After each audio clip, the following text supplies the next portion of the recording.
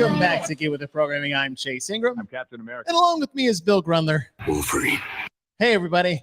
Man, you look so nervous when you were going to push those buttons. You're like, is that the right one? Which one is it? It is. Oh, it's hey, good. So what is this place called anyway? I don't even know where we are right now. It's called what is this place? What podcast is this? Good I have no idea. Lord. Hello, everyone. How's it going? I threw the chat up there for the beginning part.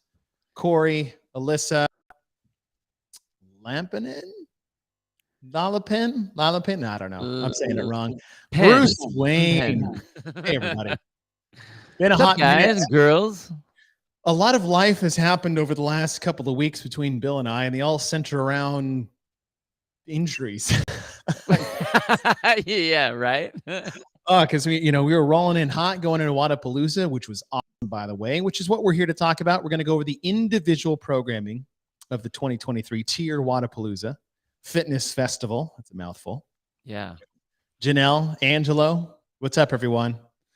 But a lot of crazy things have happened over the last 2 weeks, and I'll let you. Why don't you start, because you had to go out of town for an unfortunate situation, but a recoverable one. Right? Oh yeah, totally. Well, it's life is life, and it gets thrown at you, and you just do whatever you need to do. But so being gone for Wodapalooza, away from my gym and my hometown and on my stuff and everything, my world. Came back from Wodapalooza, which real fast, it was really nice to talk to everyone at Wodapalooza. I talked to a ton of people and got to meet a lot of people that were, listeners of the show and fans of the show. So all of you guys that came up, guys and girls that came up, super cool. It was great to see all you guys. I'm sad I didn't see Bruce. I heard he was out there. I know. But anyway, so came back from that and was home for literally, man, I don't know, a 2 days, a day and a half, 2 days maybe. And I get a call from my mom's neighbor. And so my mom lives by herself. My dad passed away, a handful of years ago. So she's on her own now in the house. And she tripped over, caught her foot on an end table, going to put her, I don't know, dishes or whatever in the kitchen, and just went hip first into the Mexican tiles. Oh. And then, ended up, thank God wasn't her hip, but broke the top bone of her femur. So right where the ball is, clean break, straight across. That's better than the hip? Well, because with the hip, there's so much weird torque in how those bones are, and they got to put braces on and all the stuff. And this was just basically literally all they did. So I hear she's going into surgery. So I'm like, okay, shit. One of us, the three sons, have to come back.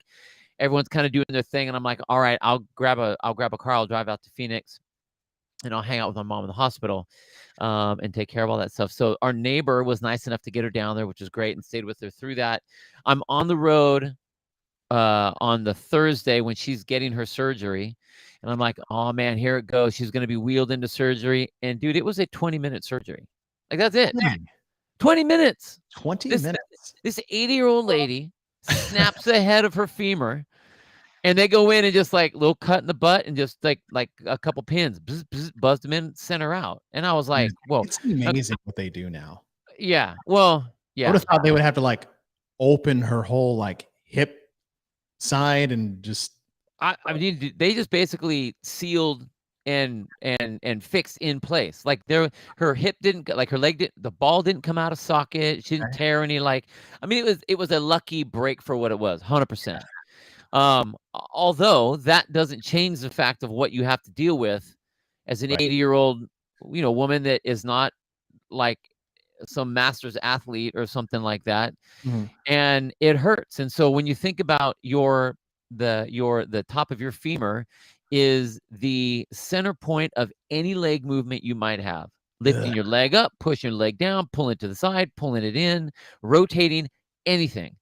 And so there was a lot of life coaching that had to go on while my mom was in the hospital of like, hey, you need to lean into this pain because that's the only way it will go away. And like, That's hard to tell your mom. Oh, hell yes, dude. Oh my gosh. So, and we were in the hospital. Thank God for the nurses that she had. They were unbelievable. The sweetest people. This one woman and this one guy, like great help. Didn't talk. They talked to her like a person. And the thing is that I mean it's demoralizing when you're in the hospital and you're an older person anyway. You can't get up, so you're not going to the bathroom other than in your bed. You know what I mean? And like you need someone that's going to be able to be cool enough to be able to do all their dirty bits and then still be able to talk to you like you're a person. And these people did just that. It like warmed my heart. Because one of the things I always told my crews when I was working fire was when we go on any medical aid, the way you need to treat the person is how you would want them to treat your mom. And like here all of a sudden I'm like in it. And so that was really, really cool. But man, I tell you, there was a lot of life coaching going on with the whole like leaning into pain when you're 80. Like you don't want to feel pain. And you're trying to, I'm holding my mom up and trying to move her and, there's a lot of crying and a lot of whining and like, dude, and it's like it's your mom. It was hard. It was really hard. Way better. I mean, like I gave so my aunt is staying with her and taking care of her basically while she's at the house.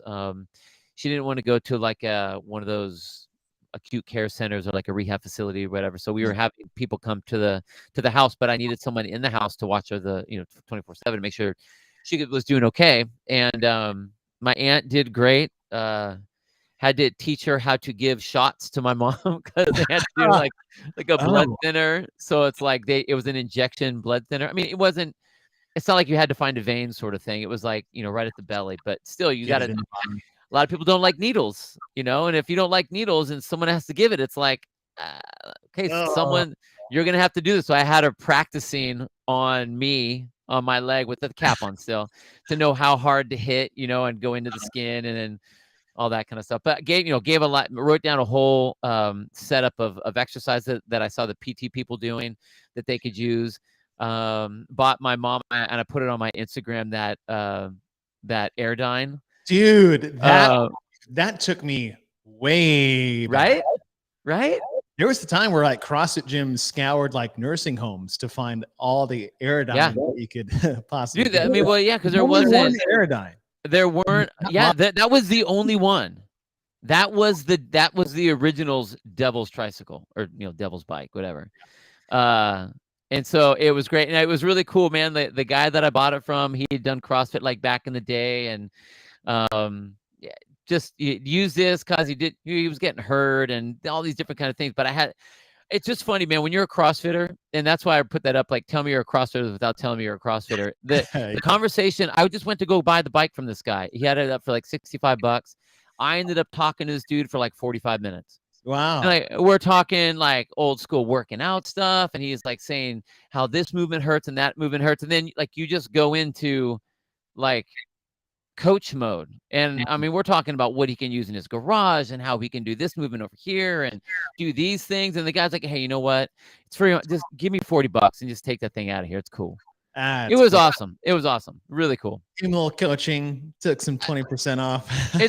Yeah, right. But that's just what you do. And again, what was cool about that for me was it was a very full circle thing. I mean, that was one of the first things that we have. Yeah, Wad Zombie, how dare you? There you are.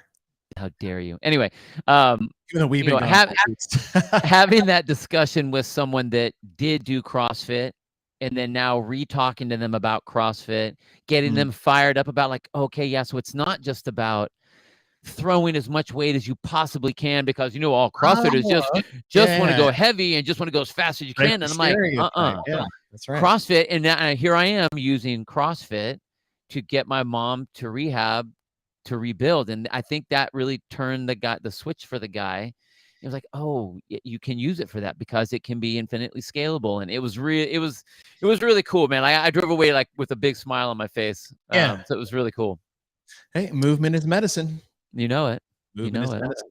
Well, while your mom was getting surgery and you were indisposed, so I land on a Monday morning after Wodapalooza, and then you had to take some time off, and then the following Monday I went under the knife myself. 8 days ago, I go and get my rotator cuff repaired, and I was really nervous going into it because I was like, gosh, he's going to get in there and find like 3 more things that it didn't come up on the MRI and take care of those while I'm under. And the one thing I was nervous about the most was getting put under. Really? And not You've had that happen before? I know, and I'd hate it. Oh. But not knowing what state I'm going to be in when I come up.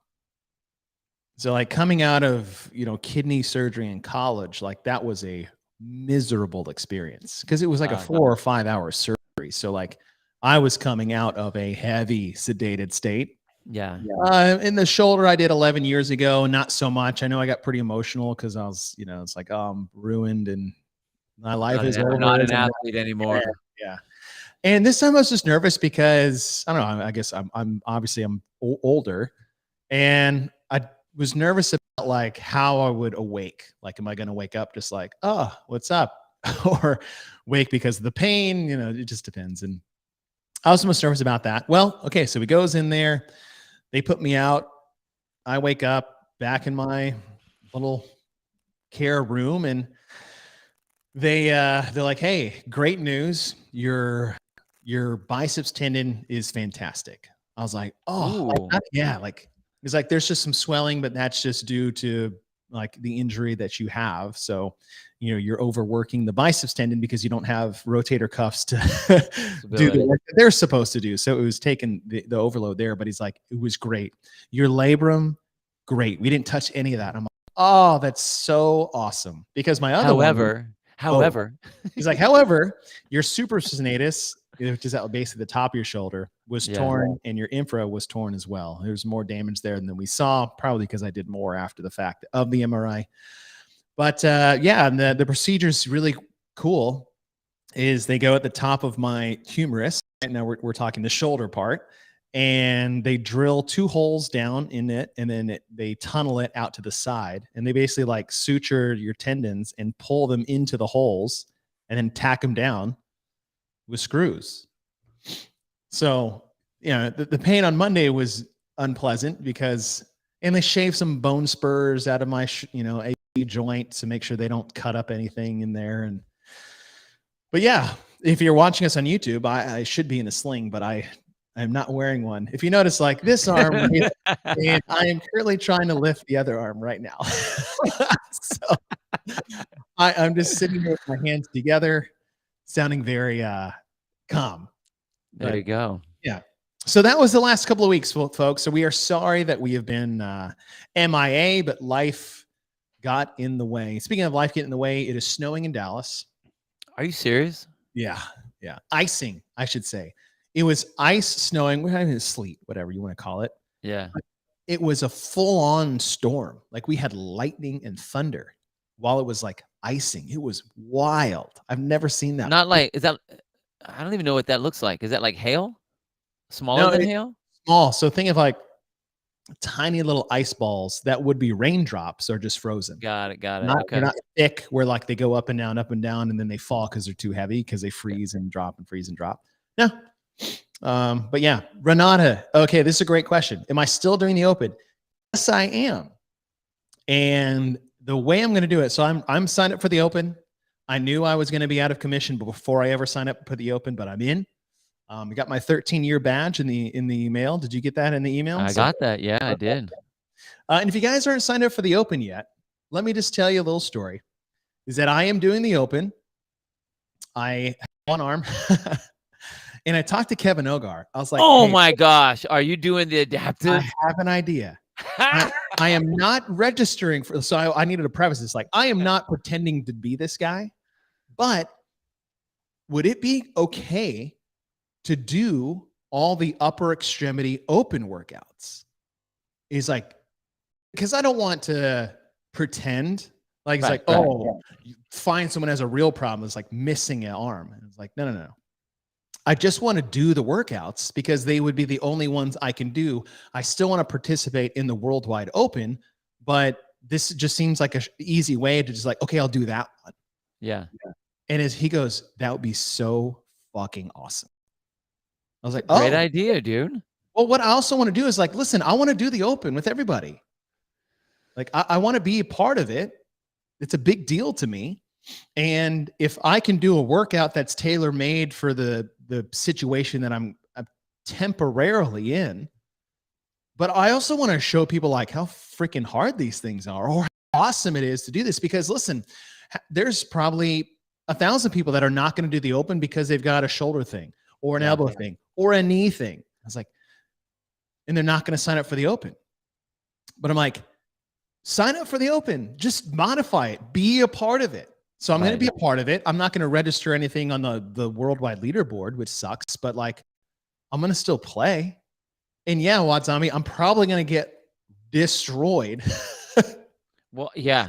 Because I'm going to have to learn a bunch of new things. Like, yeah, I'm very curious. So I think that's the route I'm going to go. I'll document the journey through the open with this. So that's what I want to do. That's pretty cool. That's pretty cool. While you do that, are you sport one of these? You mean the you see that OG Programmatron Get With the Programming shirts that just dropped? Yes. If you guys are watching, we finally made shirts. Thanks, Ken. Thanks. Yeah, finally. You're a machine. We finally made shirts for the podcast, and they are Programmatron shirts. It has a little digital 8-bit Wolverine versus Captain America. It says "Get With the Programming" on the bottom. I'm freaking stoked about them. Yeah, well, I'll throw it up on Insta. Yeah, we want to do something special for those that follow us on Patreon. And those are guys that have been with us. Our 3-year mark is coming up in March. Can you believe that? Jeez. 3 years. Yes. Our 3-year mark is coming up. And as a big thank you, because we want to do more for our Patreon supporters, is we are going to release these to you, the special code that you can just get. Like, we're going to give them to you. You'll have to ship it to your house, but you pick your size, pick your style, and we will send you a Programmatron shirt just being a supporter of the show that you guys have been for so long. Appreciate you guys. The only thing I do is just pay to get it shipped to your house because, Sherpa Works is doing us a big solid there. And, we've been with you guys for a long time. You've been with us for a long time. We want to be able to thank you guys. We will make them available for purchase if you guys don't follow us on Patreon, which is totally cool. They'll be on the Sherpa Works site soon that you can purchase. But if you are following us on Patreon, you support us more than you already do for $6 a month there, then you are going to get that on us. And if you want to jump on that train, you're more than welcome to. You have time. Go to patreon.com, support us more than you guys already do. $6 a month. We'll give you guys a free quote unquote shirt from us, as well as discounts on all our OG gear. Before we get to Wodapalooza, if you guys are signed up for the open, great. Love to have you. We would love you. Somebody put this already in the chat. Let me find this. Alyssa, I can always count on you. We have a custom leaderboard for the OG crew out there. And if you go to your profile into custom leaderboards and you type in the hashtag OG in the open, we are going to create a custom leaderboard just for you guys. And at the end of 3 weeks, we are actually making t-shirts to give to the top 3 men and women in this. And I'm going to try to find this. I don't know why I can find this right now. G culture, but we made some shirts that we are going to design just for you guys. But you got to be on the leaderboard, otherwise we can't see you. What are the restrictions for that? Can we get anyone to do that, or are we looking just for programatrons, or just fans of the show, or what do we? No, just hey, type in the hashtag. You're on the leaderboard. Got it. Let's see it. I can't pull this up for some reason. Culture. Can you pull it up? Let me see if I can find it. Anyways, if you guys go to, SherpaWorks has them up there. If you guys go to SherpaWorks, it's on their Instagram page. We have our our open shirts. They're still on site for you guys.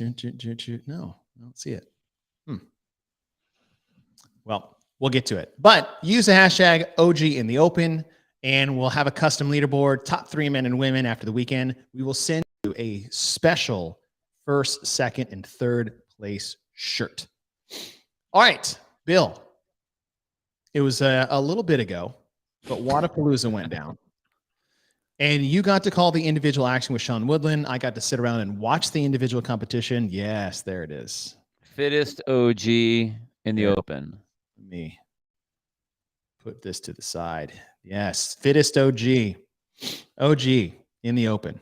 So those are our shirts we'll have for you guys. So it has a 1 if you're first, and then a 2 and a 3 as you depending where you are on the leaderboard. Where'd it go? I just had it. There it is. Yeah. You guys get the gist, though. There is like the second place one, silver, just like that. Yep. Sweet. All right, so we're going to go through. We're going to analyze the programming of Wodapalooza individuals. We will do another for the teams. It was 2 days of individuals, followed by 2 days of teams. The individuals went first. It was a Thursday, Friday. And as we get things started, we are going to look at event number 1 is rings squats. If you guys are looking on YouTube with us, 12-minute time cap, 21 ring muscle-up, basically 21:15.9. Ring muscle-ups, back squats at 235 and 165, 15:15 ring muscle-ups, front squats for 15 reps, 9 and 9 ring muscle-ups, and overhead squats for 9 reps. The weight stays the same. For the women, the reps are 15 and 12 and 9. The men were 21, 15, and 9. Just on paper, when I saw this one, I loved it. 100%. This might be the best one in this. I agree. In fact, I think when we did our podcast at Wodapalooza, when I was looking at him, that we said that this was my when I had all the workouts, all the events. This was one that I'm like my favorite. I just the setup. It's simple. The weight did exactly what the weight was supposed to do.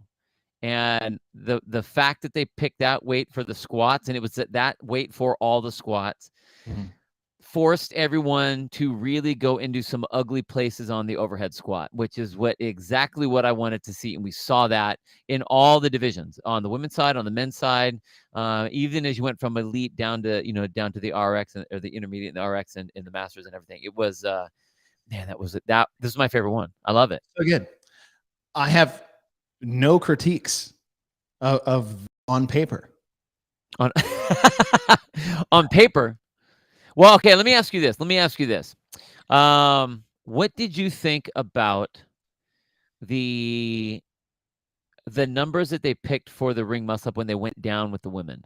The 15-9, the 15-12-9. I didn't hate it because I don't want it to be a this or that event. Like, I don't want it to be a ring muscle up workout. Yeah. I don't want it to be a barbell only workout. I love the blend of the two, and men have a higher capacity for ring muscle ups than women do on average. Take the exceptions out. I didn't want it to be a muscle up only event for the women. Right. And I think it would have been that at those rep schemes. I wanted them to race. I wanted them to make a conscious decision of, should I break this up? Because do I want to get to the bar that fast? Should I want to put my shoulders in such a fatigue state for those overhead squats that quickly? Yeah. But I didn't want them to sit there doing ones and twos because the volume was too much. I did not mind the drop. Yeah, I thought it was interesting, and the reason I was asking was because of the way that they decided to go 15, 12, 9, which was I mean, you have them ending on the same number of 9 muscle ups, which at the end of that, even with the 15 and 12, like that's still a big chunk to have to finish at the end. So I was wondering if like, okay, maybe not do 9 muscle ups, maybe make it 6, because there were a lot of women. I mean, and Oh, I no, so see. there was, so drop it a little bit more, or make it so that it's a little bit more like what you're saying, as far as making it important, but not where it's all the muscle up. And I think if I was to mess with it, I think I would. I like the set of 15. I was thinking the first set would have one break. I mean, honestly, I'm looking at like one break all the way through. Is kind of what I was thinking, 1 to 2. Yeah. It ended up being more than that because of the wind and the struggles that people had to get to the rings. So on paper, you're right, and I see what you're saying now. But as far as on paper versus what it really looked like once the wind and the other variables get in there, because it did change it. The on paper strategy versus now you have to deal with the elements strategy, which is a whole different setup. Yes, I totally agree. And what I would have liked to see is this raced out without external factors completely actually changing the event. For example, the wind that's just what happens, right? That's the nature of where you're putting this event. On Bayside, it's super windy. The straps are exceedingly long. Right. Exceedingly long. The scaffolding they have, I think, is almost 25 feet. Yeah. Right? Those are probably the longest straps in competition. Games, maybe to a certain extent outside on Zeus, but even then, I'm not sure how long that really is. Yeah. And that has a dramatic effect. Like as the straps get longer, it makes them exponentially more difficult to do. Yep. So I think those two things changed what this event could have been. So we said we're going to give like little tweaks each event. Maybe if we think some changes, don't have this at Bayside, the straps. Yeah. You have it at Flagler. I think you get much more wild races out there than it was just muscle up attrition.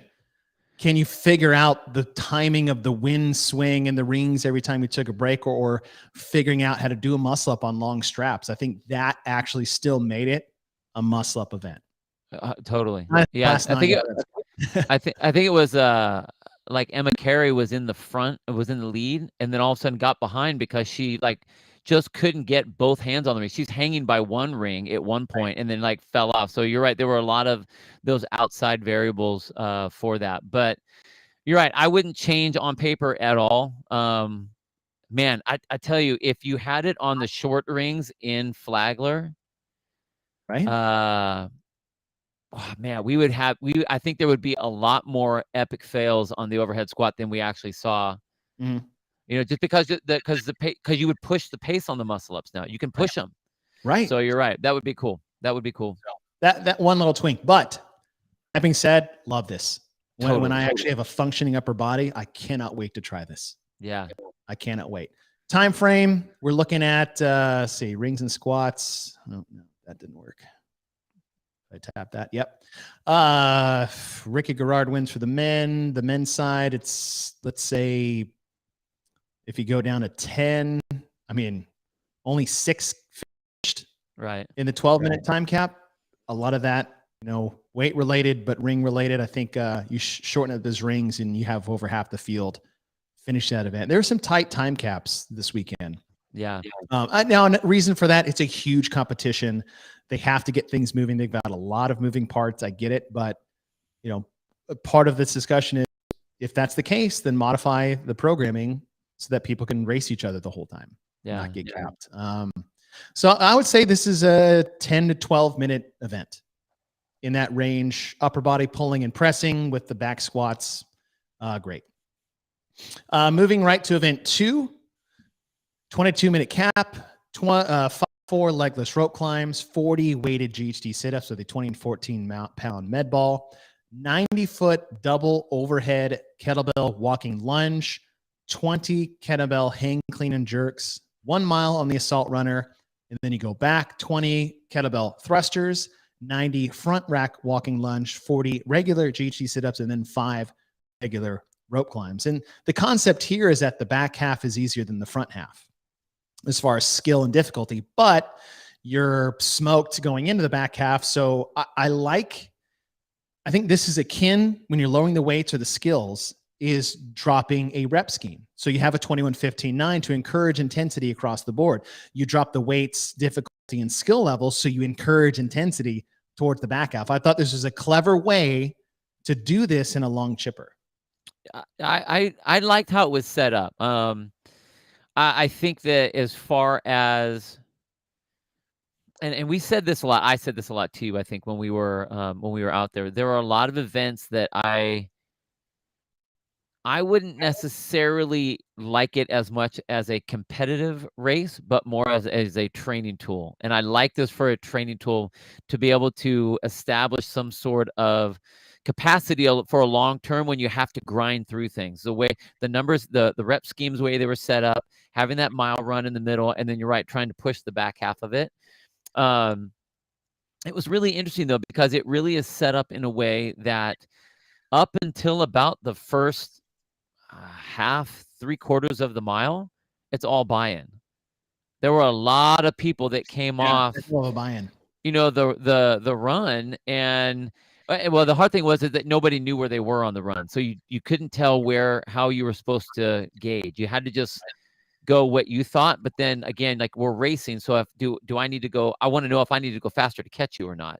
That would change that element of the buy-in part, because right now you're just kind of getting work done, and then you try to race that back half. Where we saw people break down and where the races really happened was mostly on either someone that just had a natural, more of a faster gait on the run, so there would be a surprise there. But again, nobody really knew it. They just happened to get off the runner before someone else did. They're like, oh, okay, cool, I'm ahead.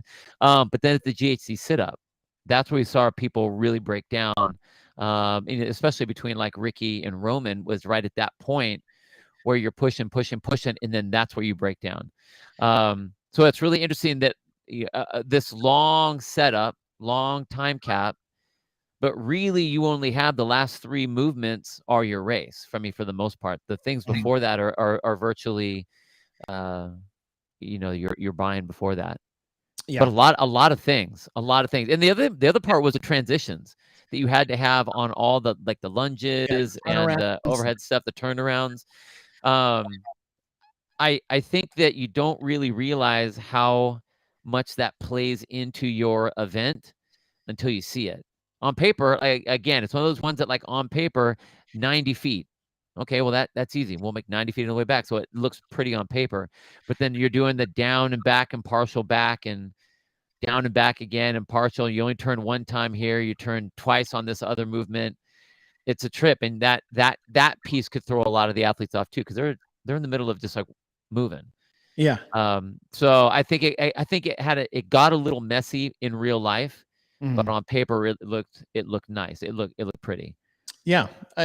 And a small critique I'll have here is that, like, we have a nice long one. Like you said, the time cap's 22 minutes. If you look at the finishing place is anywhere between 17 to 20 minutes. All right. So you have your 17 to 20 minute range. So this is a higher volume, longer test, about double the work that we just did. A little redundancy, putting ring muscle and legless rope climbs and rope climbs back to back, and not a lot of time in between. This one thing is, like, the time in between all these events was very short. Yeah. Like, these guys were going. It was almost like, as this event was over, the heat 1 of the next event was starting on another platform. I didn't get a whole lot of time. So that's one of those, is the timing of this event, the clutterness of it on the field. But as far as a chipper, this is a good blasty chipper, a good grind it out. Again, I like the scaling of the skills on the back half to encourage intensity on the front. All right, then we go to our first 2-parter of the weekend, and it's start fast, finish strong. Part A, 4-minute time cap, 11, 22, 11 of toes to bar, lateral jumps over a hurdle at 24 and 18 inches, and then a 44-yard shuttle run of 11, 22, and 11. So they'd go 11 down and back, 22 down and back, 11 down and back, and then back to the rig. Is that right? Yeah. At the end of each time. Yeah. And we are, we just did, when I'm talking about like compounding effect, we just did 80 GHD sit-ups, and now we're coming and we're going 44. I mean, 44 isn't a lot, but toes to bar, hanging from a rig after we've just hung from two things back-to-back events. And I like the jumping in there. That was unique. That was different than what we've ever seen in competition. It threw some people off for a loop, right? We found out that the athletes were and were not that weekend. And that's the part A. And then what was it? A minute break?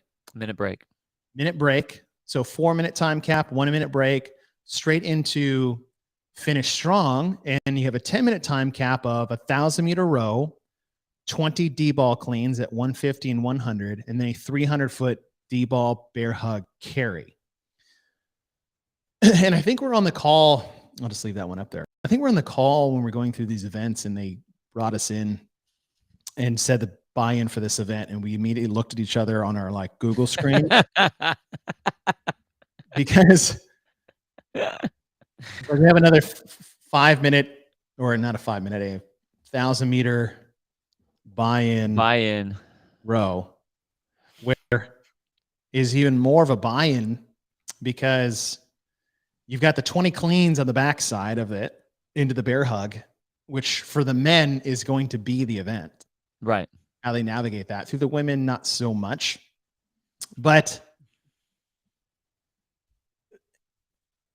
I would say this, with the intensity piece is kind of a theme throughout this. Like there's a lot of intensity for a 2-day competition. We'll say that. They do these double events because they want to give more points to create more separation is the idea. And I understand that, to create more opportunities for change. But sometimes you have to look at the totality of not the volume, but the intensity at which you're doing the volume. Does that make sense? Yeah. And I think a lot of these back-to-back events, this one, the final, the lift one that we'll see tomorrow, not so much just because it's a lift and a hold. But when you have a sub 4-minute, basically like that's a full send, because it's just, it's not hard. Right. It's just toes to bar, jumping, and a shuttle run. So like you're going, it's unbroken or bust. You're just trying not to get no repped. So that's tough. And again, the compounding effect, I think, is the thing we're talking about. It's like grip pulling from the rings, grip pulling from the rope, grip pulling from the toes to bar, back to back to back, into grip pulling from sandbag cleans after doing a lot of kettlebell work, and a grip core pulling only bear hug carry. Yeah. I don't know what your thoughts on that. Well, I mean, if you look at just these two back to back, I like the hurdle jump. We do those quite a bit here at the gym, just because it's not box jumps all the time. Yeah, we do PVC stuff all the time.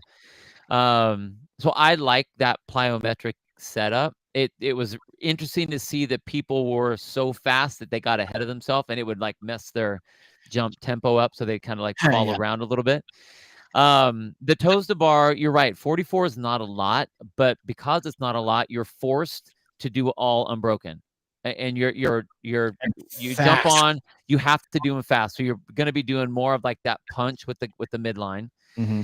Then, so now that you've been on for those toes to bar, you basically go right into the next part, which is, and it was the D-ball clean and then that carry.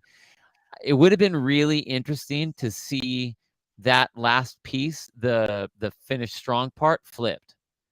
So start with the 300-foot bear hug carry, then the 20 D-ball cleans, and then the 1,000-meter row. Because you're right. I mean, I think that, you are racing. There were people. It was really funny listening to a lot of the athletes deciding basically that they were going to they were going to toss one so that they're not dead for the other, or try to figure out where they were going to finish strongest and get their best score.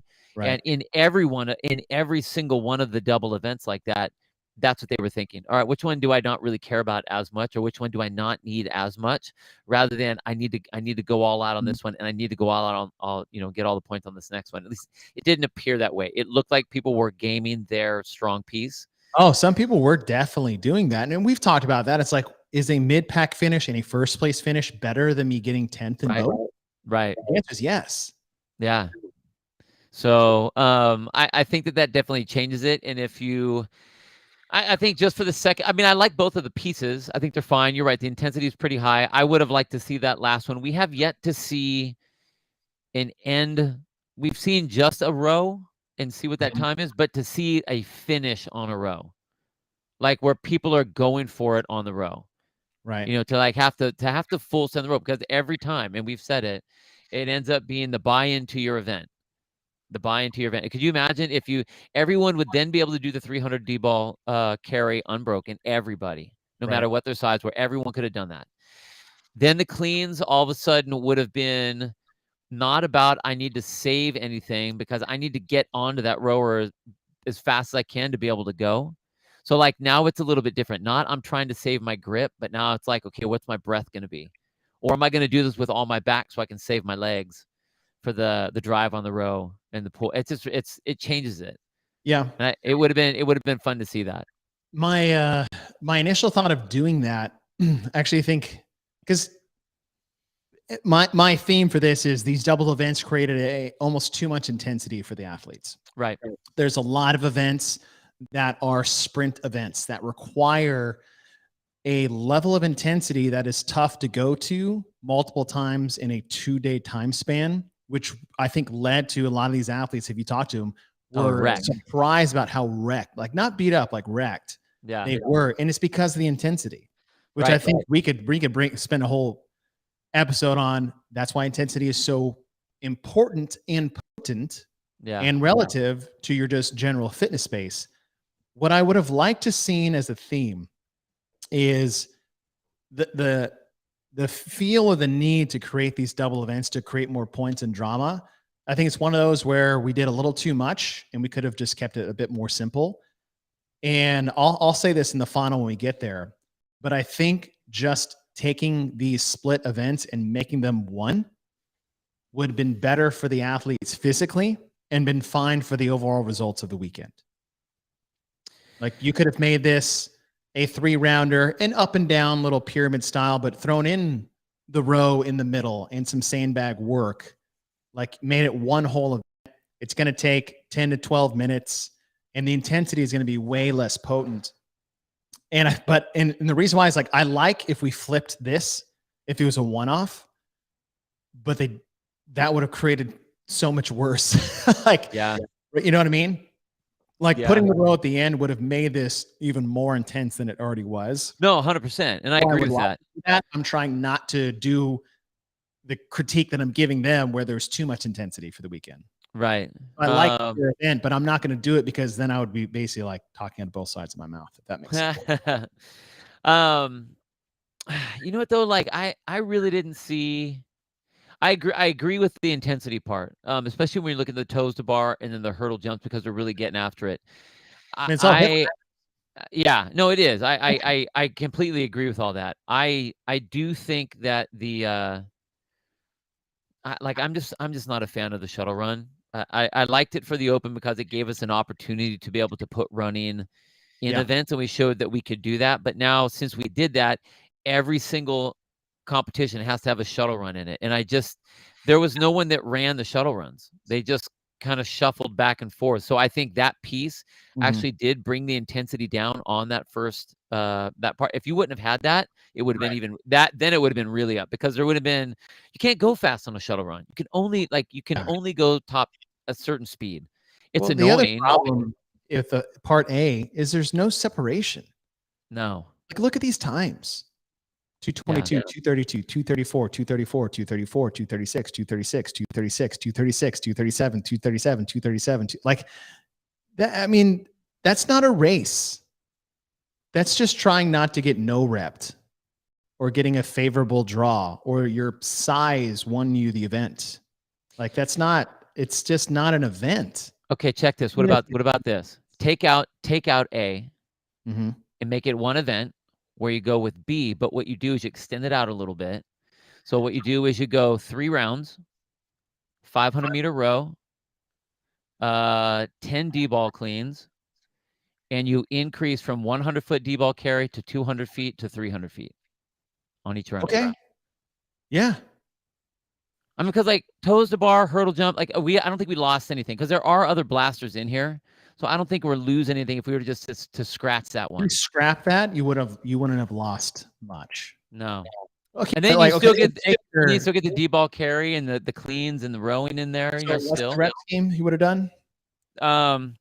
So 3 rounds, 500-meter row, 10 D-ball cleans, and increasing D-ball carry. So 100 foot in the first round, 200 in the second round, 300 in the third round. Done. Yes. Done. That'd be cool. 1,500 meters of rowing, 30 ball cleans, right? And so now you're hitting in a time frame of maybe the same 6 to 8 minutes. Right. But now there's some fitness involved. You're going to still get good races. The row will matter. Yeah. You get but yeah, like you're not going to win on the row, but you're going to have to keep the row tight. Yeah. You're going to have to push the D-ball. That is going to be a big part of how you navigate through that, and to hang on to an extendingly more difficult D-ball clean. I think that would have been great. Or shit, I mean, you can even go backwards if you want. Keep it 300 when you're fresh and make it shorter. So I like it gets tighter at the end. It gets longer. Yeah. Okay. Yeah. I mean, that'll create some drama. That bag is going to be hitting the ground. Yeah. Now we got some drama. I like that. I like that. All right. That is the third event. 3-3.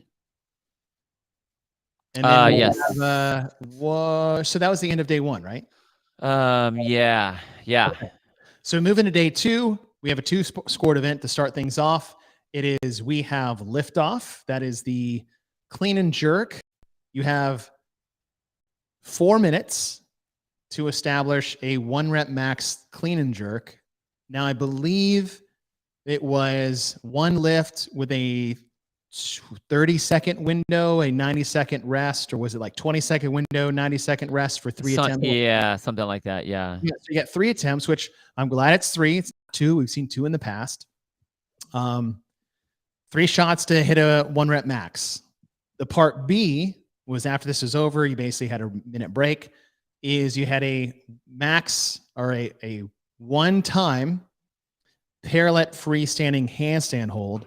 And the biggest question coming in was, how are we going to balance this out? How are we going to score this? Is it going to be pounds plus seconds, which I think was the original idea, which is novel. Right. You just got to balance that out because, people can only be so strong. Someone may be able to hold for minutes. Yeah. And they said that they originally had a 2-minute cap, but then they said, but if you're good enough and you stay longer, we'll let you stay. Which is good because if I'm out of plates, you're going to get me more plates to lift more weight. Right. Therefore, I should have more time to do more holds. And I think that's where I want to go once we get in here, is that you had 10-second window. Like if you kicked up and came down, if you kicked up again within that 10-second buffer, they would allow you to continue, because kicking up is one of the harder parts of the hold itself. If you've never done it before on parallettes, the weightlifting score was its own event and they made it 60 points. So the max total you could get was 60. The hold score was its own event, but the max score you could get was 40. So they're weighing the lift more than the hold, which I already disagree with, because if you're going to make it single modality, it's got to be even. Should have been 50-50, a 50-point event and a 50-point event. That's how you get through single modality events. We've been saying this for years. What I would have wished they did, because this was still skewed for the weightlifter, because the weightlifter got 3 attempts to hit as much weight as they could. If you truly wanted to make this even, the handstand holds, those athletes should have also gotten 3 attempts to kick up into a handstand, not this 10-second panic buffer thing. You're just rushing people into a position that they're not ready for, and you're not allowing athletes to get set and do this without the pressure of this little time cap thing. And so this was way skewed, not just in points, but in attempts for the weightlifter. So this was an event that was almost great, But the handstand holds, you should have gotten just like this. You have a 5-minute clock or a 3-minute clock, whatever. You have a clock, I would say 5 minutes, 4 minutes, keep it even. 4 minutes, minute break, 4 minutes. Right. Within that 4 minutes, you have 3 tries. If you kick up and come down, that's 1. If you kick up and hold for 45 seconds, that's 2. You can rest 2 minutes if you think you can hold more. But everyone should have gotten 3 attempts on the handstand hold. And I think they really overweighted as far as points, clearly, and did not allow those people an appropriate amount of opportunities like they were afforded on the weightlifting. Yeah, I agree with that. It was a two-parter thing. I loved it. I love the balance there. It was a great idea. And when they first came up with it, we were listening to it. I thought it was really, really unique. But then instantly I started, like when they were originally saying it wasn't 2 events, they were going to say that it was a 1-scored event, but the weightlifting was worth, well, it was going to be 50% and 50%. You put the things together. So the handstands, the amount of time you got on the handstands were going to be pounds on your lift. Right. So if I stayed up for 2 minutes, that means I had 120 pounds I got to add to whatever my lift was. Mm-hmm. And then I think what happened was there's difficulty on the competition corner as far as like how they're able to score and record that. Yeah. So then they tried to scramble to go like, okay, well then we have it in 2 parts. Well, how are we going to make it if it's that way? Because now we can't say that it's this. Well, maybe we should give it a percentage. And that was one of the things that those guys do. Again, they have 9,000 different divisions that they're trying to come up with appropriate plans for. Yeah. And then when all of a sudden your plan kind of like the carpet gets pulled out from under you and you need to on the fly figure out a new scoring system for a particular plan that you had. It's like, so you get kind of thrown backed into a corner a little bit. And I think it was just like, we have to do this, and just kind of went like that. So you're right. But with that being said, it still seemed okay until it was like you only got the 1 shot, and then all of a sudden it's not equal anymore, just like what you said. And I agreed with that. Like if you came down at 11 seconds because your hand was in a bad position, they're like, done. Yeah, sorry. I'm like, but I can hold for 90 seconds. I'm gonna get another lift if I miss the jerk. I get 2 more. What did Guy get? Because I know his handstand was terrible. I don't think he got out at like 2 seconds, maybe. Here, I can pull it up. Yeah, let me find that. Let's see. We have liftoff. He got last. He had 1 second. So first in the lift, he got 60 points. Yes. And then what did he get on the second part? 5 points. 5. So he got, so what is that? 105 points? No, 65. 65 points, yeah. Now here's the thing. The person who won, Cole Graysaber, on the hand, he got 40 points, and he got 24 points on the list. So he was 1 point behind. Oh my gosh. All right. Now, so here's some totals. Like, well, I'll go for the lift totals. So first place, last. So Guy got 65 total points. Second place in lift got 77 total points. Third place got 69 total points. Henrik Haapalainen probably had the best because he got 4th and 4th. And the idea is you want to be the best at both, because if you're the best at both, you're going to get major points. So for example, he said Guy got 65 total points, got 1st and 36th. Henrik got 4th and 4th. He got 48 points and 37 points. So he got 85 points total. Jeez. Right? Which is great. Yeah. But what did Ricky get? Ricky did well. Ricky got 7th and 6th. So he ended up getting 77 total points in this. But we're skewing the outcome. The event even takes place. The weightlifting portion, the single modality weightlifting test, let's just call it what it is, gets 60 points. The single modality gymnastics test only gets 40. Just tell me why you think that is fair. And I don't like to throw fair around because like, oh, it's not fair for me. It's like, I would say appropriate or balanced. How is that balanced? Your single modality test is biased towards the weightlifting just on points alone. And now it's biased on the weightlifting because you don't give the gymnastics one 3 tries and you gave the weightlifter one 3 tries. And for some reason in this CrossFit world, nobody gives a shit. Like, oh, well, that's just weightlifting. We get 3. Imagine if we did the opposite. Yeah. All right. You get 3 tries to hold your handstand as long as you can, and it's worth 60 points. They're like, okay. You get 1 attempt on this clean and jerk, and it's only worth 40. 1. Good luck. And if you miss it, you're get last. Could you imagine the reaction to people? But nobody does it when it comes to single modality gymnastics tests or single modality monostructural tests, and it blows my mind. Yeah, I have to look at it both ways, and it makes like you would call me an idiot if I programmed it the other way. There's no difference. I mean, is that fair? Am I being unreasonable? No. You're totally fair. Again though, what I will say, and not that I'm trying to protect the folks at it was on this, but I think that it was because they had to figure out something on the fly, and it was, if they would have done 3 and 3, I think it was too many variables. And this is what, like, they took the pieces of spaghetti and threw it on the wall, and that's the one that stuck. Like I think that's what it was. And I hear you. I'm just, I'm not remotely disagreeing with what you're saying at all.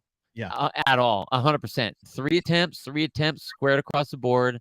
If you're going to make it an event, there's no reason that like this event should be weighed more than this event. Obviously they're trying to put them together. Right. This was supposed to be the tiebreaker more than anything. Yeah. The amount of time you have on there. Now all of a sudden it became something. Well, if you're going to make it something, make it something. Either make it something or make it nothing. Yes. So I agree with you on that. I just think it was those guys just kind of, it's more, I know, but like, why are you scrambling? Why are you scrambling right now? There's no excuse for that. I don't know. Maybe competition court didn't tell them that they could do that or put it up on the. Fine, but like I did hear that. I did hear that was an issue. I know there was a lot of back end working with competition corner that made it challenging. I understand that, but I hear you. I don't disagree at all. Not even a little bit. 50 points, 3 attempts. And I'm talking on the balance of the programming. And if somebody over there wants to come at me, he's like, well, this isn't all about finding the fittest person in the world. I was like, no, it's about fun, community, and fitness and celebration. Then why the fuck are you giving them 1 opportunity to do a handstand? That doesn't look like fun. That's not fun. Who is actually good at gymnastics, who can hold himself in a high position, fell in the first 10 seconds. And we're like, oh, well, that fucking sucks. Yep. Bye. Yeah. So don't, okay. Moving on. Move on. Great idea. Great concept. Good little balance. A weightlifting is gymnastics, a high skill, a high strength. I get it. I like that. I really did. And I think I'm frustrated. And great. And we didn't do it. Nice job going for it too. Like you guys went for it. I mean, it fell flat.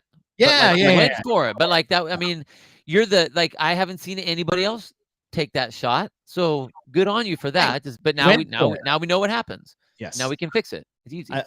That's a good way to wrap it. I applaud you guys for going for it. I think I'm just frustrated because it doesn't seem that hard to fix, and I was really excited, and I know how great it can be. So for programmers out there, this is what I'm doing for you. I'm getting frustrated so you can fix it later. If you guys want to do something like this, great. I would love more like this. But you have to make it balanced. All right. Event number 5, double shot with a splash. Now this one, what a wild finish after all this. So I look at it like this. It's like we had our strength test, single modality, gymnastics test, single modality. And this is basically like a work capacity endurance single modality test. Right. 2 rounds, 50 wall ball shots at 30 and 20 in open water swim. What is about 200 meters ish, they said. And then 150 drag rope double unders. And like this, as far as just a work capacity grunt test, wonderful. As frustrated as I just got in the hole I was digging myself in, out, you totally redeemed yourself. Totally redeemed yourself. This was awesome. Absolutely awesome. You got the squat, the throw, you're getting yourself smoked with a med ball. Now jump in the water under just dirty wall ball fatigue, which that's a different type of intensity for people, especially the heavy ball. Get in the water and then just try this like low skill drag rope double under for a high volume too. Like shout out to you guys for putting an appropriate amount of double unders in there.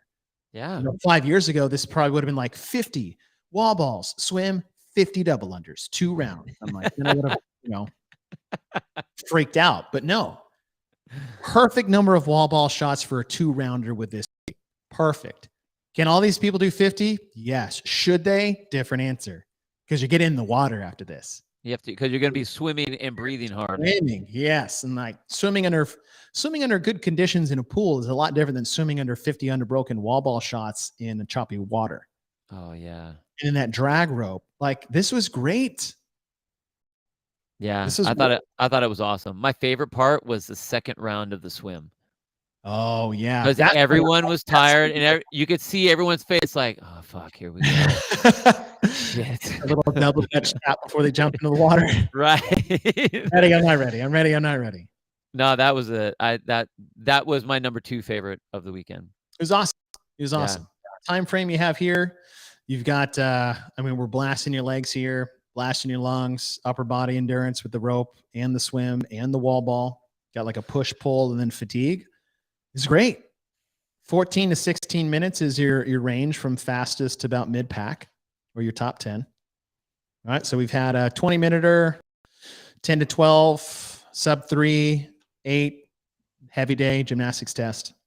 I have nothing to pile onto this other than like this was well timed, well placed.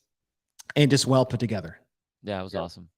Yeah, I really have nothing to say on that one. From what I enjoy doing on a personal level, this is my favorite one of the weekend.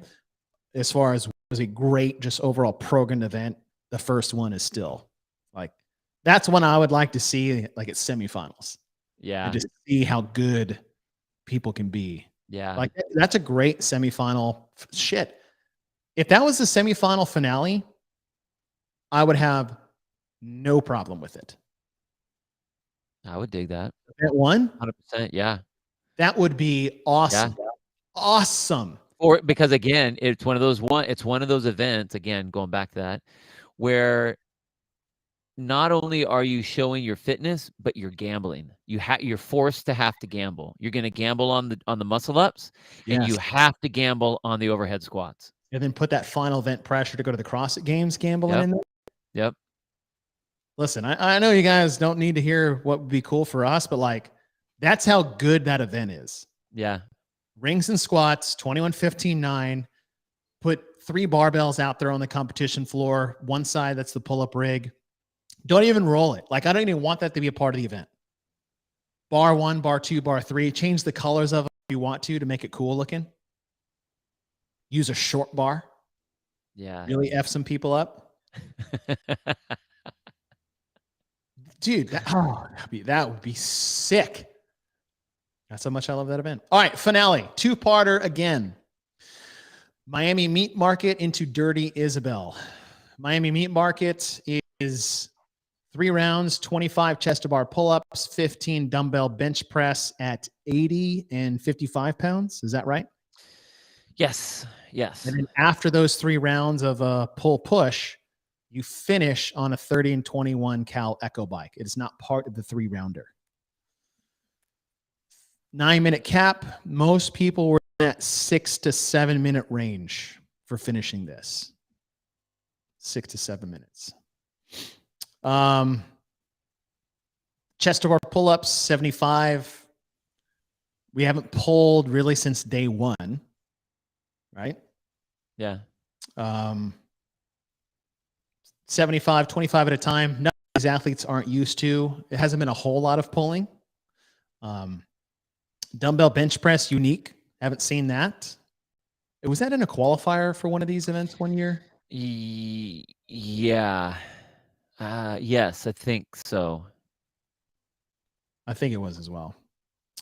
And then the bike at the end, not needed. Not needed. Not even not at any point in this race was the race decided on the Echo bike. No, nobody. Not for the top spot. Maybe a couple, But finishers, but there was never really a foot race aside from like one or two. If you're going to put it in there, put it in there. Like, right. Put it in the 3 rounds. You've got your upper body pull, you got your weightlifting push, and then you have a monostructural leg. Like you got all your pull, push, squat. Make it a part of the end. Instead, you're just kicking them in the face because they have to race this. Right? This Cal bike, and this thing, right? This is when I'm talking about intensity, this Cal bike has no purpose other than to other than to beat down the athlete before the final part. That's the only purpose of the bike. It's not in there for fitness at all. And I don't like that. Yeah. I get, okay, that's a personal take. But this bike is not in there for a fitness test. It is in there to beat up the athlete. Okay, I agree. Watching it, the bike wasn't even needed. It didn't do anything. I didn't see enough people really. Even the majority of the people were just rolling through it. So you're right. They were kind of like, I see where I am. I'm good. I'm not going to do a whole lot with it, or I'm going to get kicked in the gut to do and get beat up for the next piece. True. Like nobody actually got wrecked by it because they weren't in a position to because it was like, well, what am I going to get out of this? I mean, I think I saw a couple of the guys that just like blew up on the bench press and they got on the bike last and they're like, well, what does it matter if I even finish? It doesn't even matter. So I'm just going to sit here. So because of that, one, you could just take that out. But I think on paper, again, this is one of the things about, and I'm not saying, that they did or didn't do their testing or whatever. Maybe they didn't. I know that there were some that were like, we drew it up. This is what it was going to be there, and they went for it. But this one on paper, when you look at it like this, you're like, okay, all of these athletes are good athletes. They can all do 25 chest bar pull-ups, and the bench press is not enough to crush them. They'll do just fine. They're gonna race on the bike. Right. The problem was the pull-up and the pushing. Like if you don't do that regularly like this isn't like just doing pull-ups and then doing burpees. This is like specific, like small muscle groups. Mm-hmm. And flying, like they all can go heavy and big numbers on the pull-up, so they're going to. They will tax everything there. Yeah. And then have little triceps and chest to try to use the dumbbell. And I mean, and it's 45 reps. If you haven't been doing that at 160 pounds or 100 or at 110 pounds. That is so heavy. It's like handstand push-ups. Got it. Uh-oh, done. That's it. And then that's how fast it is. So you don't even... It's like that's what I mean. Like I feel like this one didn't get tested because the Cal bike isn't even required. Yeah. All the races I think would have been the same. Take it out. I agree. If you were to put the bike in the part A, would you just put it at like 15 cals or just to keep it a part of the test?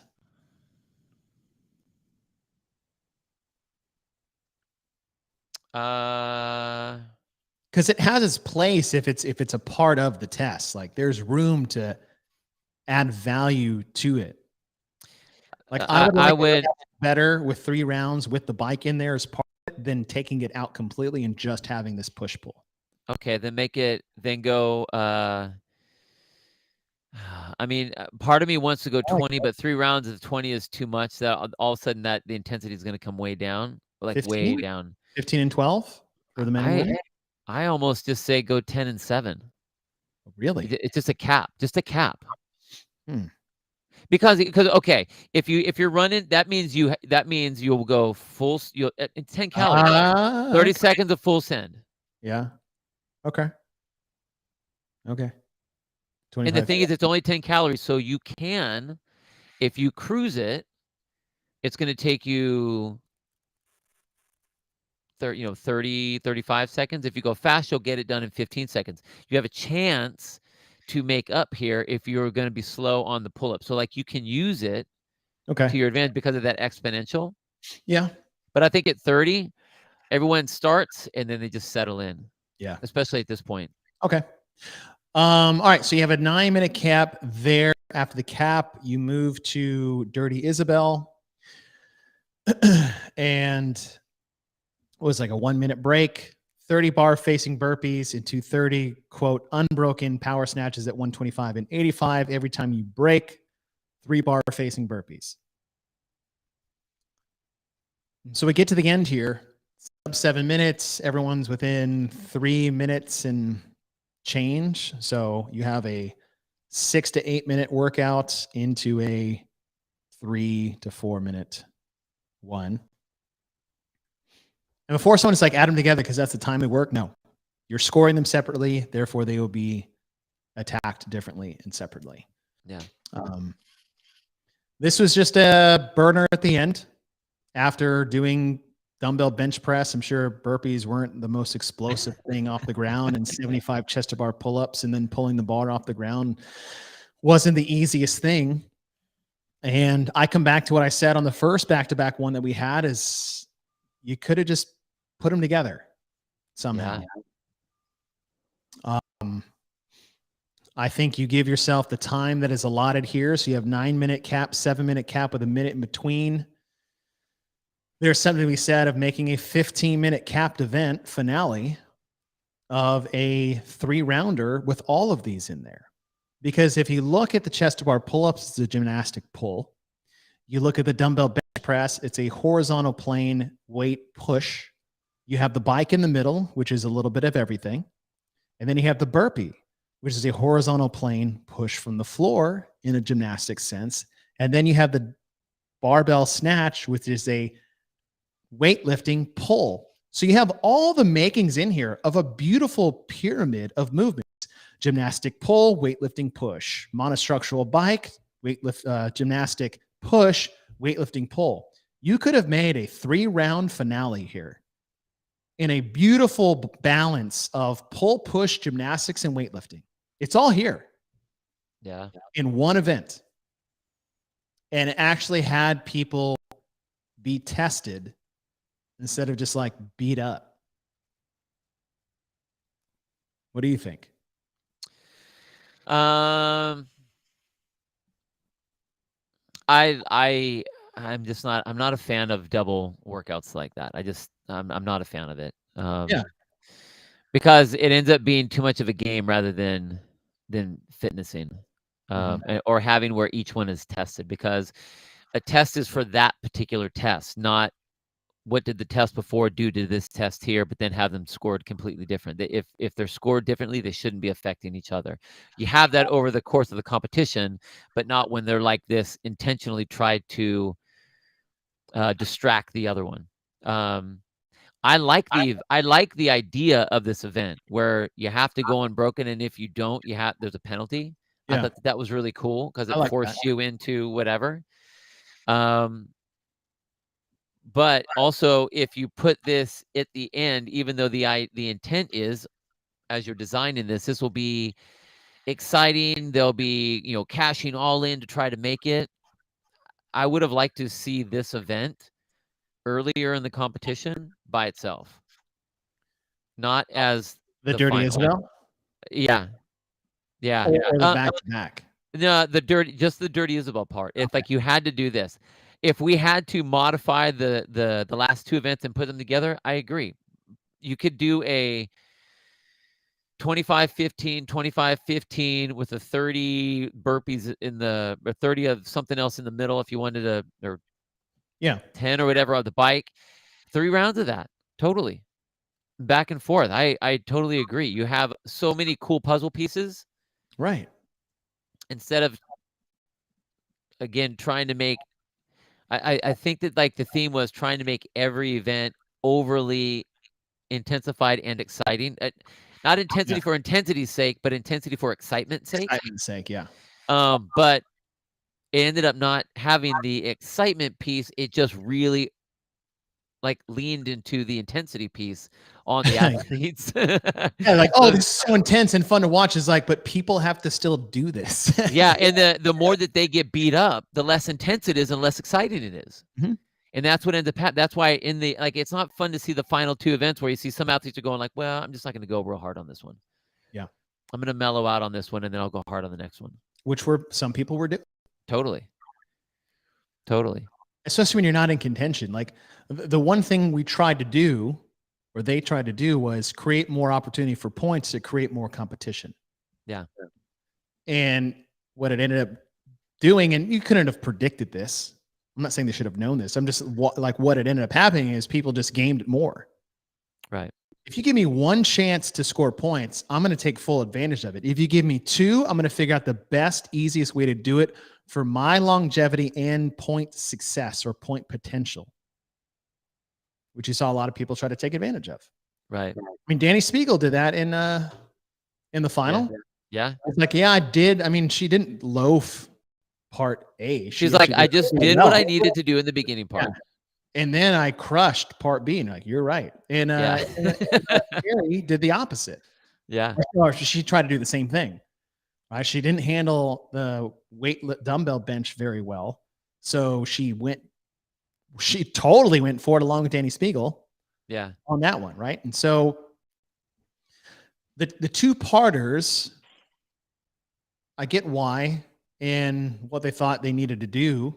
But I think what we're saying is like, you didn't need to, because you have 8 scoring opportunities in the weekend or more than that.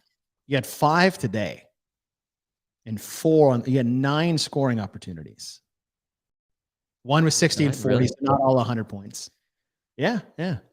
I thought it was so you had A, B. No, watch this. Event 1, 2, 3, 4, right? 3A, A, B. Got it. That's 4 scored events. Event 4A, 4B, that's 2. Event 5, and then you have event 6A and 6B. That's 5 scored events. Now, one was a 60-40, but there's still 9 scoring opportunities this weekend. Right. In 2 days. And that's something that, again, is also, I mean, honestly, kind of a new thing for the elite level competitions. They're usually 3 days. So they're attempting. This is an attempt. You know, actually the whole weekend was a big experiment going for the teams, and then the individuals in the teams, and allowing them to do both, and making the opportunity to where they could do that. As in true CrossFit fashion, I think took off too big of a bite to try to make all the things happen. I don't think that it was. I mean, I just think it's a lot of. They didn't need to have 9 scoring opportunities in 2 days. It's no, 2 but days. I see why they wanted to and thought they needed to. No, I get it. I understand the reason, but you only have 2 days, and you also want some of these athletes to do the competition in the teams. So where they had 7 opportunities there. So at the end of the weekend, these guys were like had in the matter of 4 days, 16 like scored events out of practice of the games. Which is a question we posed in the very beginning of this, which we'll follow up on the team side when we do this. Okay, so here's what we're looking at. So you had 9 scoring opportunities. 6 of those, 2 were single modality tests, weightlifting and gymnastics. 4 of them were 8 minutes or less. 1 8 minutes, 1 6 to 8, 1 right around 4, and the other like right around 2.5 minutes. So 6 of the 9 were that short. And those short ones 4 of them were massively intensive. Yeah. And the shorter, it's not that, like if they had 4 20-minute ones, it's not going to be as bad as 4 sub 6-minute ones. Right? Imagine doing a Fran-like event 4 times in 2 days. That would be awful, right? But it's like, hey, do Kelly, Michael, a long aerobic, like you're like, okay, I'm fatigued, but I'm not like beat up. Yeah. You got another one is 10 to 12 minutes, 120, and the other one right around 14 to 16 minutes. Which those, right? 10 to 12, 14 to 16, 20 plus cap.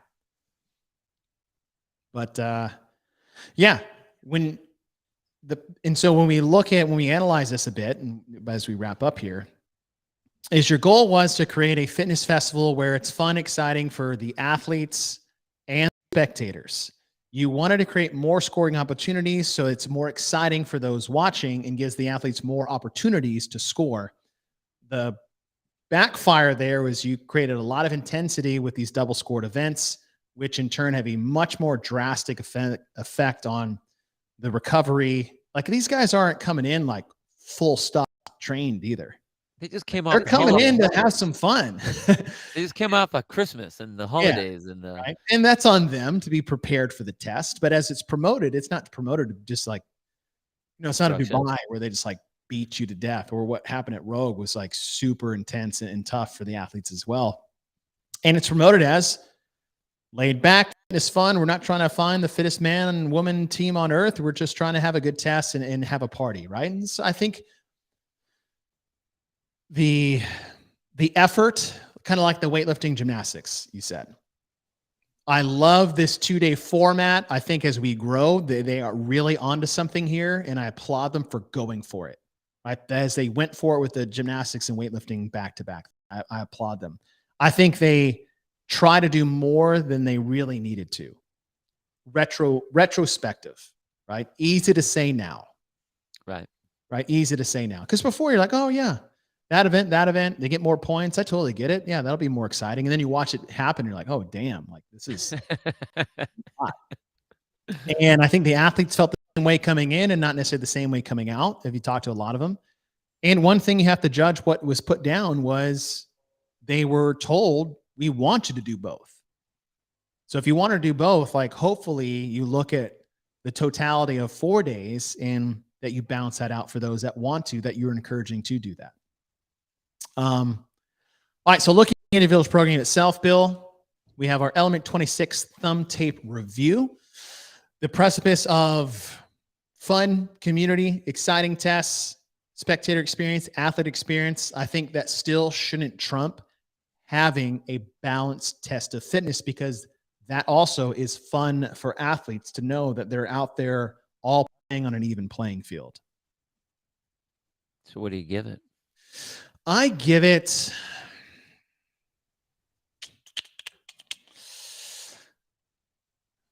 based off all that,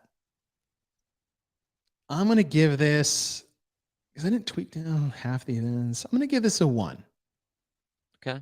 I give it 1 thumb up. Like if you're like, hey, how was Wodapalooza? I just give them a strong 1 thumb.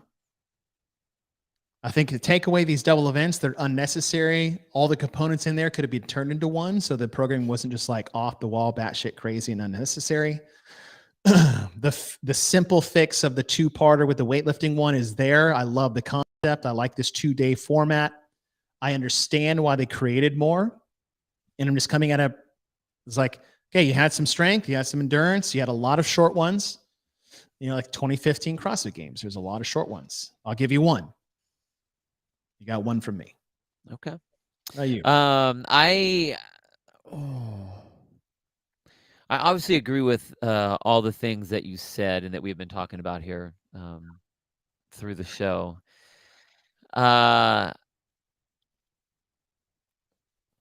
With all of the things we said about, how many of the short events there were, and the things that, with the double events and the fixes that we would have made. And granted, that's armchair quarterbacking it, seeing what happened and seeing how it all came out in fruition in reality versus what it looks like on paper. There were events that I really liked. I mean, really liked. Like when you can have in your itinerary, you have an event that we would be okay to be as a qualifying final to go to the CrossFit Games. Like that's pretty fucking cool. The gatekeeper to the CrossFit Games event. That's a damn good event. That's a damn good one. I mean, I would like to see that in final. I really would. But what I think that they do for all of the mishaps that I'll say, whether and mishaps we're talking about inappropriate scoring with the handstand versus the weightlifting, or the 2-part workouts where people are gaming the totality of the events rather than the test that's being done there at a time, with the idea of, and I know that a lot of the events, and this isn't a shot on, you know, Guido and Dylan and the crew over there when they're putting everything together, to say that we're not here to find the fittest. Great, no kidding. The CrossFit Games does that, but that doesn't mean that you now can just do anything and it's okay. Not that I'm saying that all the events were bad, because they weren't. They took a lot of chances. So all of the mess ups that you've already said, that, and I agree with you on what they are, I will also give them a 1 thumb up. Okay. For the 2 good events that I really liked. Yes. The fact that they opened the gate to some new ideas of ways that we can put these things together. Okay, multiple, where we can showcase the athletes for the community by letting them compete individually, and then also allowing them to compete on teams. However, if you're going to push that, don't break them down so much. Granted, they want the money on the individual side, and that's why there were athletes that said, hey, if you have individuals second, I'm not going to do the teams. I'm not doing it. But the way they set it up was appropriate and really opened up for the athletes to come in. Thank you very much, Bruce. But I like the fact that they took attempts at ways of doing events that I think it's like, okay, you gave it a shot, maybe it didn't work out, but now we know we can do that, and we know how we can do it. So now we can move forward from that. So I think that's, as it may have been a mistake, the gate that it opened is a big opening for a lot of people to use a lot of things. So I think we're going to see a lot of that type of event now fixed, which would be really cool. Yeah. And the so one I do thing, a thumb up too.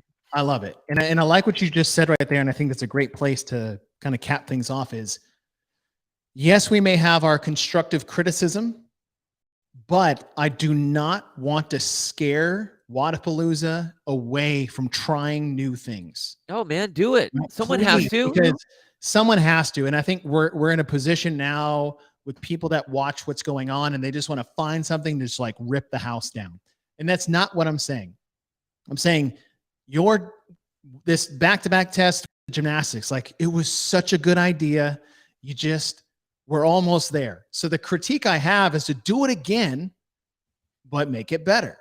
Yeah.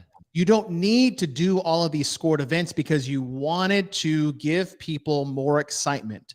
You wanted to give the athletes more opportunity. I see that from a positive aspect. You don't need to do that. You don't need to go that big.